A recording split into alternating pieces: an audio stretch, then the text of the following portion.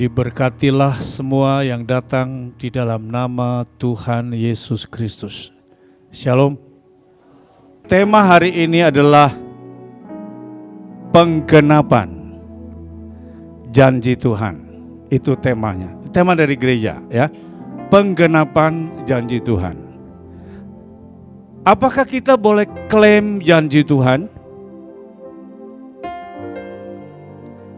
Apakah anak saya harus mengklaim rumah saya? Tidak perlu. Tidak perlu. Karena dia anak. Masa dia klaim rumah bapaknya? Dan itu kesalahan kita tuh. Loh, apa yang sudah diberikan masih diklaim? Apa yang sudah diberikan kok masih dibuat deklarasi?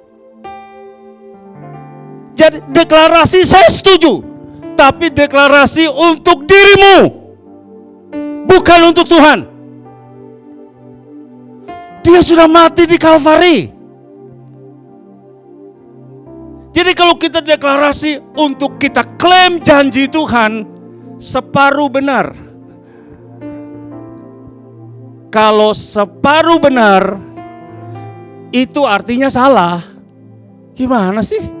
Separuh benar, dia manggut-manggut juga ya. Separuh benar itu artinya salah. Hampir benar itu salah.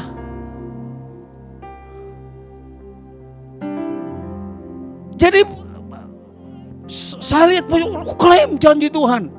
Lah wong kita ahli waris kok diklaim bagaimana sih? Ya, yang klaim boleh kalau dia tidak tahu bahwa itu miliknya. Buat apa kita berkata Yehovah Jireh, lalu kita klaim?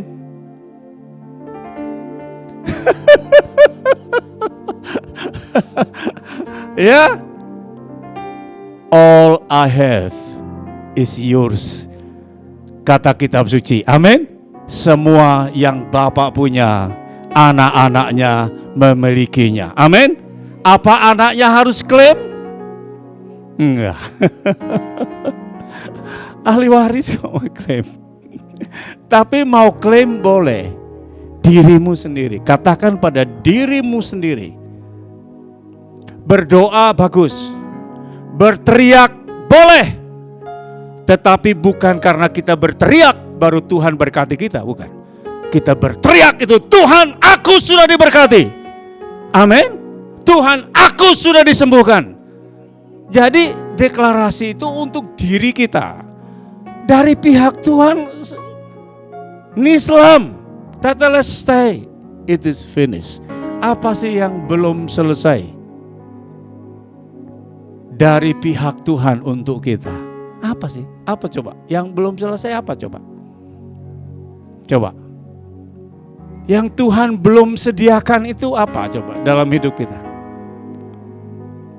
Maka untuk kita adalah, kita lihat poin pertama.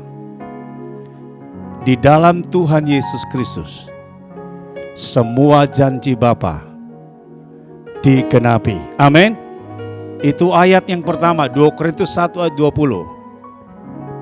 Semua janji Bapa di dalam Kristus adalah ya, dan kita berkata amin. Bagian kita amin saja. Jadi semua janji Bapa di dalam Kristus ya, artinya sudah terjadi. Lalu bagian kita apa? Amin. Selesai. Bukan bagian kita goyang kaki Tuhan. Ya. Mari kita goncang taktanya Tuhan. Itu para pendoa kan suka bahasanya begitu kan? Iya. Di dalam Kristus, oleh Kristus, semua janji Bapa itu digenapi. Ya. Dan jemaat GCC berkata, amin. Artinya sudah terjadi dalam hidup kita. Woo. 2. Lukas 24 ayat 27. Jadi ini bayangkan begini, ada tumpukan Kejadian, Keluaran, Imamat, Bilangan, Ulangan, dan tumpukan seluruh kitab para nabi Mazmur, Amsal, semua kitab-kitab ketufim atau syair ditumpuk di sini. Semua ditumpuk di sini.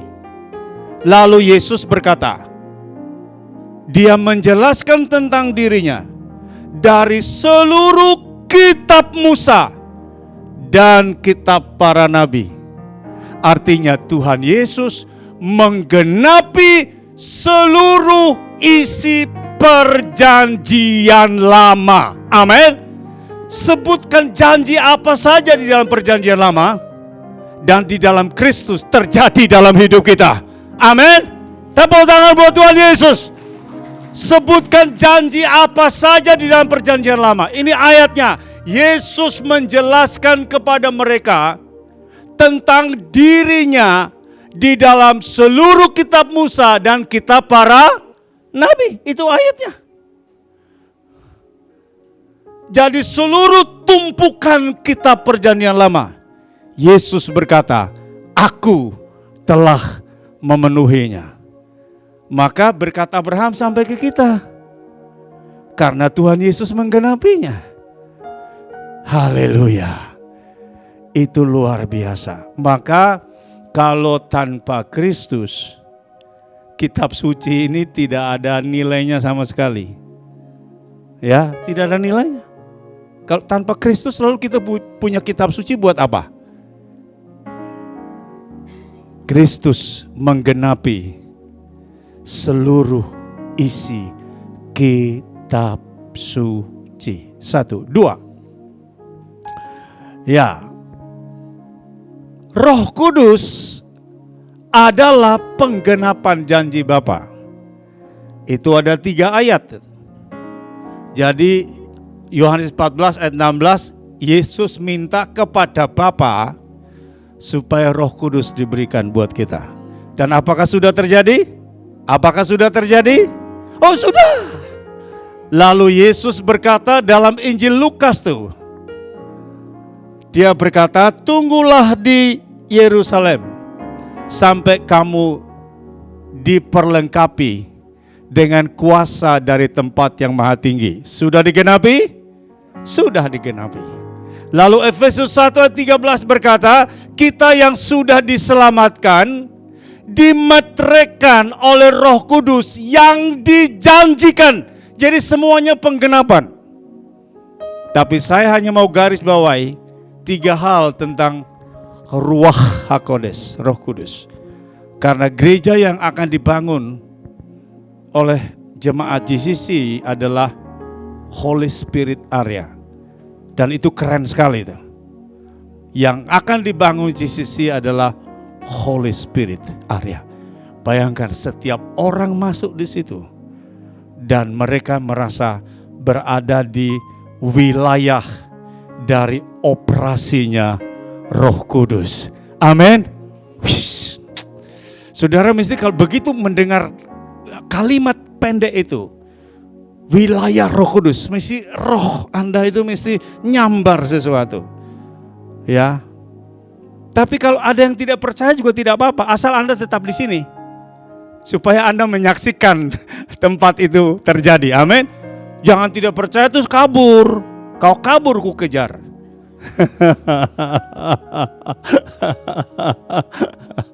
Saya mau sampaikan 3 hal. Roh Kudus memberikan kepada kita otoritas. Otoritas.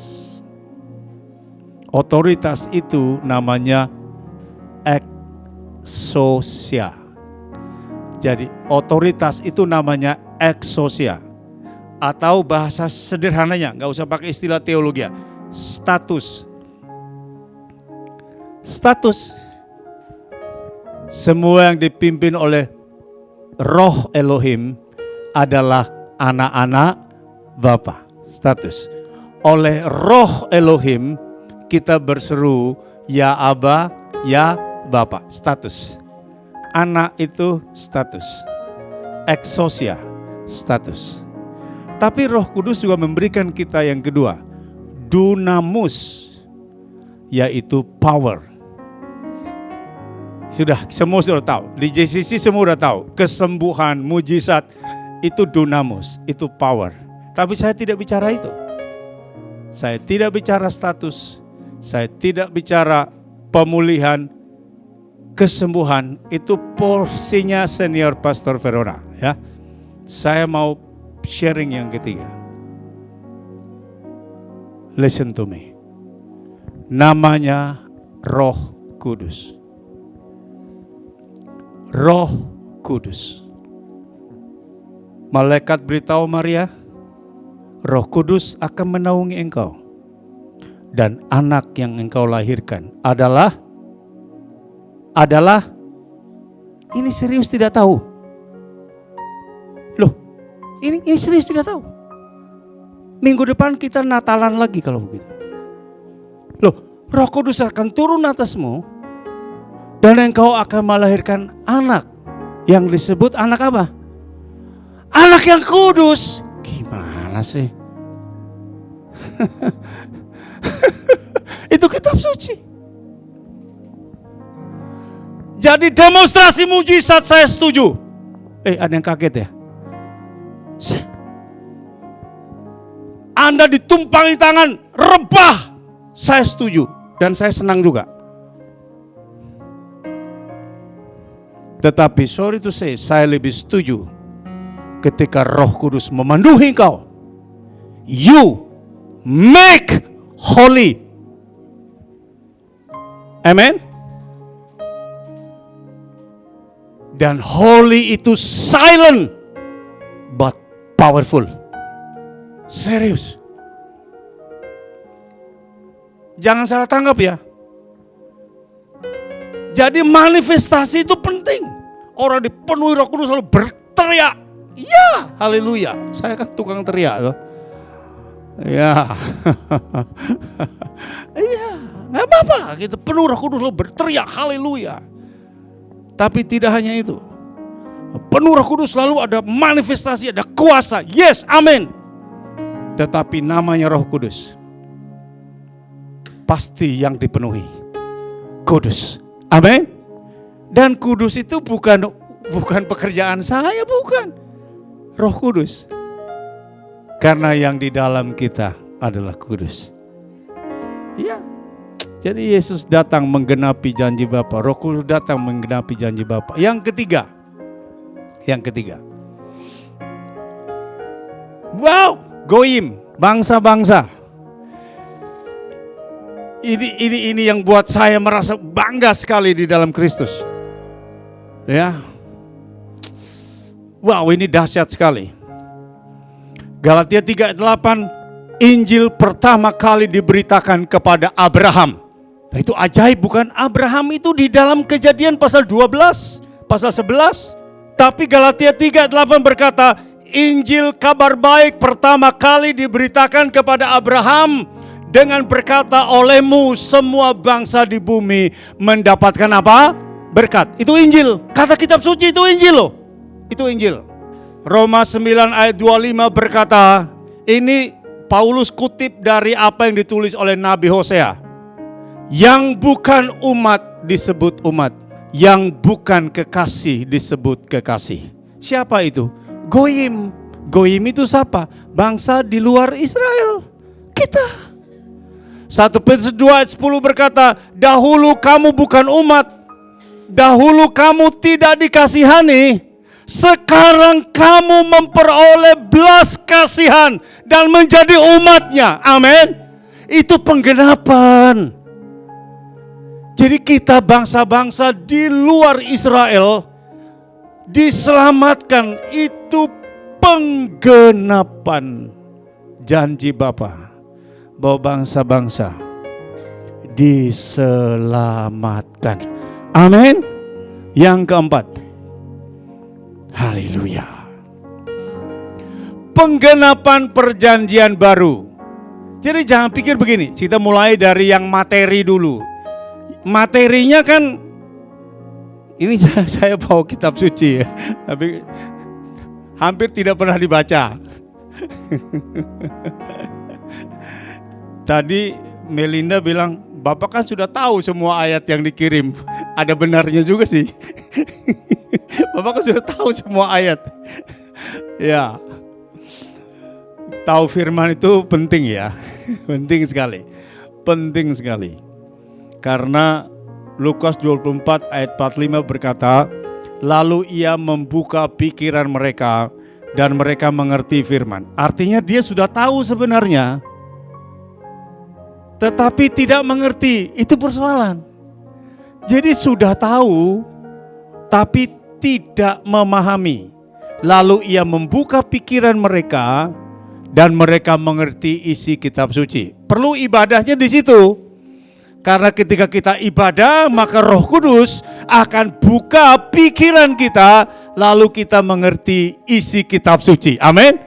Dan itu iman kita. Itu pegangan kita. Haleluya. Nah, itu nubuatannya di dalam Yeremia 31 ayat 31 sampai 34. Di dalam terjemahan Lembaga Alkitab Indonesia ada catatannya. Nubuatannya di Yeremia, penggenapannya di Ibrani. Ibrani 8 ayat 8 sampai 13. 1. Perjanjian baru adalah aku akan menuliskan hukum-hukumku, aku menaruhnya di dalam akal budi dan melukis, terjemahan aslinya, mengukir di dalam batin mereka. Jadi kalau perjanjian lama itu kitab ditulis di kulit hewan, diukir di kayu dan batu. Tetapi kalau perjanjian baru, Tuhan sendiri yang menaruhnya dalam akal budi kita dan yang mengukir, menulisnya di dalam hati kita. Itulah Yesus Kristus. Amin. Firman yang hidup. 2. Perjanjian baru adalah dia berkata, aku menjadi Tuhan bagi mereka. Itu ayatnya ya, dibaca sendiri. Saya diundang untuk khotbah, bukan baca. Aku menjadi Tuhan mereka. Ini kekristenan. Bukan Yesus menjadi Tuhan saya. No. Itu bukan. Kalau Anda yang menjadikan Yesus Tuhan, saya curiga. Mau apa? Maka Yesus bilang, bukan kamu yang milih aku yang milih kamu. Itu kebenaran. Kalau kita yang pilih dia, curiga saya. Ini jangan-jangan dia udah lose it all, terus dia tidak tahu jalan lagi, udah percaya Yesus aja deh. Maka Tuhan dalam iman Kristen bukan kita menjadikan dia Tuhan.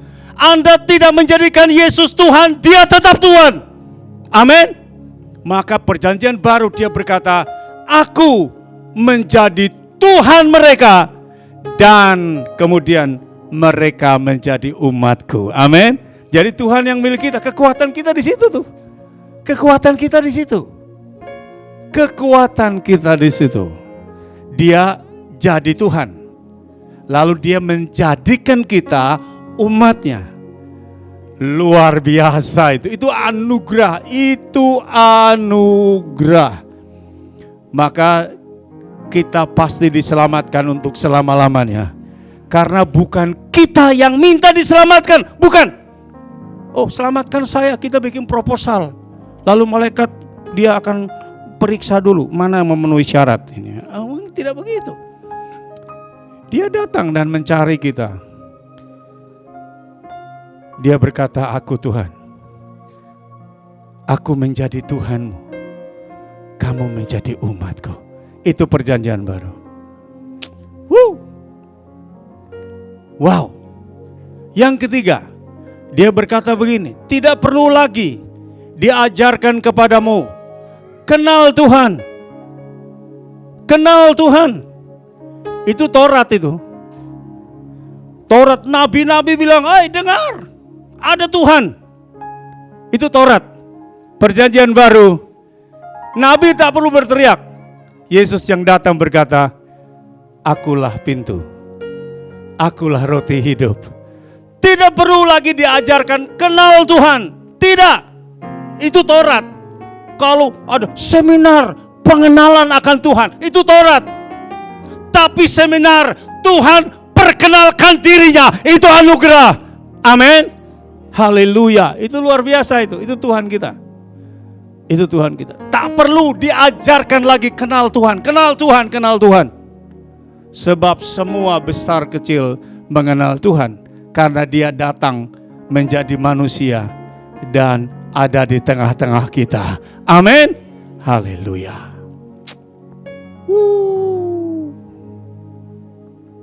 Tepuk tangan buat Tuhan Yesus, itu dahsyat luar biasa.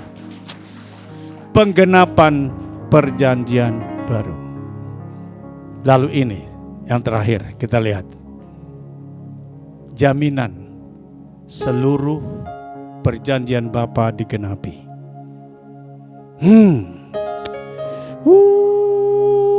Ini ayatnya, saya harus baca ayat ini. Saya harus baca ayat ini karena ini ayat yang luar biasa. Haleluya. Ayatnya berkata begini. Jadi penggenapan seluruh perjanjian Bapa, ini jaminannya. Dan ini harus terjadi dalam hidup kita. Kumpulkanlah orang-orang kudusku kepadaku, yakni mereka yang mengikat perjanjian denganku melalui kurban. Kumpulkan orang-orang kudusku kepadaku, yakni mereka yang mengikat perjanjian denganku melalui kurban. Tidak ada satu orang pun yang bisa mengikat perjanjian dengan Tuhan yang kudus, tidak ada. Kecuali mereka yang sudah dikuduskan oleh darah Yesus, baru boleh menghampiri Tuhan dengan korban, bukan domba, bukan kambing, bukan lembu sapi, tetapi oleh korban Kristus kita ikat perjanjian dengan Bapa di sorga. Jadi yang dilihat adalah korbannya Kristus, bukan kita. Maka korban Kristus itulah yang membuat semua janji Tuhan tergenapi dalam hidup kita. Amin. Tepuk tangan buat Tuhan Yesus. Dan satu lagi yang terakhir. Sebab apa? Itu Mazmur 50 ayat 5. Sekarang Roma 9 ayat 28. Sebab apa yang telah difirmankan Tuhan akan dilakukan Tuhan di atas bumi sempurna dan segera. Apa yang Tuhan firmankan, siapa yang melakukan? Siapa yang melakukan? Kadang kita terjebak di situ tuh. Ya. Loh, Tuhan yang berfirman, yang melakukan siapa? Mulai ragu-ragu. Tidak apa-apa, saya suka dengan keraguan Anda. Saya suka benar. Ya. Tuhan yang berfirman, yang melakukan siapa? Kita. Masalah. Masalah. Tuhan yang berfirman, kita yang melakukan, itu kitab Taurat. Tuhan yang berfirman, kita yang melakukan, itu kitab Taurat. Maka ayatnya bilang apa? Baca sendiri. Semua yang difirmankan oleh Tuhan, Tuhan yang melakukannya bagi kita. Amin. Jadi Tuhan berfirman, Tuhan yang genapinya. Kalau Tuhan berfirman, kita yang menggenapinya. Nah, ibu bilang susah kan? Belum melakukan sudah susah duluan. Taurat begitu tuh.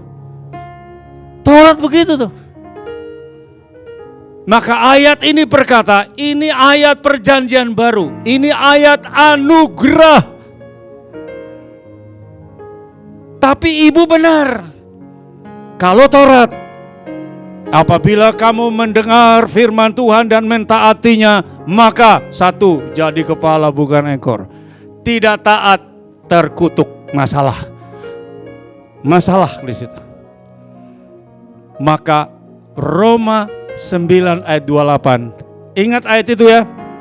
Tuhan berfirman dan Tuhan yang melakukannya. Tuhan berkata, I will be with you wherever you go. Aku bersamamu kemanapun, dan Tuhan yang melakukannya. Kalau Anda berdoa, Tuhan sertai saya, itu bukan nuntut Tuhan. Itu kau katakan pada dirimu sendiri supaya jangan takut. Bukan, oh kita mesti doa dulu. Tuhan, Engkau berjanji menyertai saya. Jadi kalau Anda tidak berdoa, Tuhan lo diam aja sana, pergi sendiri. Terserah, mau cemplung ke jurang terserah. Apa Tuhan begitu? Kan tidak. Jadi kalau kita bilang, Tuhan Engkau sertai saya, bukan engkau bilang kepada Tuhan, kau bilang pada dirimu sendiri. Hans Jefferson, jangan khawatir, karena semua kekhawatiranmu tidak pernah terjadi. Ayo katakan pada dirimu, sebutkan namamu. Hai Hans Jefferson, jangan khawatir, semua kekhawatiranmu tidak pernah terjadi. Ayo, Anda khawatir. Semua kekhawatiran tidak pernah terjadi kan? Tidak pernah kan? Tidak pernah. Coba cek. Berapa kali Anda khawatir dan tidak pernah terjadi? Iya kan? Semua kekhawatiran kita tidak pernah terjadi. Nah, buat apa khawatir? Uang dikhawatirkan tidak terjadi? Khawatir gak punya duit, ternyata tabungannya naik. Ayo. Khawatir gak bakal nikah, yang antri banyak. Ayo, mau gimana lagi? Gimana sih? Haleluya. Iya kan? Jadi kebanyakan kekhawatiran kita tidak terjadi. Tidak terjadi. Ya. Tuhan berkata, aku menyertai engkau. Itu 3 janji Tuhan dalam perjanjian lama, diulangin berkali-kali. Aku menyertai engkau, aku memberkati engkau. Jadi kalau kita bilang, hari ini aku diberkati, itu bukan kita mengingatkan Tuhan, bukan. Tapi kita mengingatkan diri kita sendiri. Stop khawatir, karena hari ini harinya Tuhan, kita diberkati. Amin. Iya. Lalu Tuhan berkata, I will keep you, aku melindungimu. Kita boleh berteriak, Tuhan Engkau melindungi aku. Bukan pada waktu kita bilang Tuhan melindungi, baru Tuhan bilang, oh iya ya maaf, lupa nak. Bukan begitu. Tapi kita katakan kepada diri kita, stop takut. Sebab Tuhan menyertai, Tuhan memberkati, Tuhan melindungi. Apa yang Tuhan firmankan, Tuhan melakukannya. Yes, haleluya. Kita sembah Dia.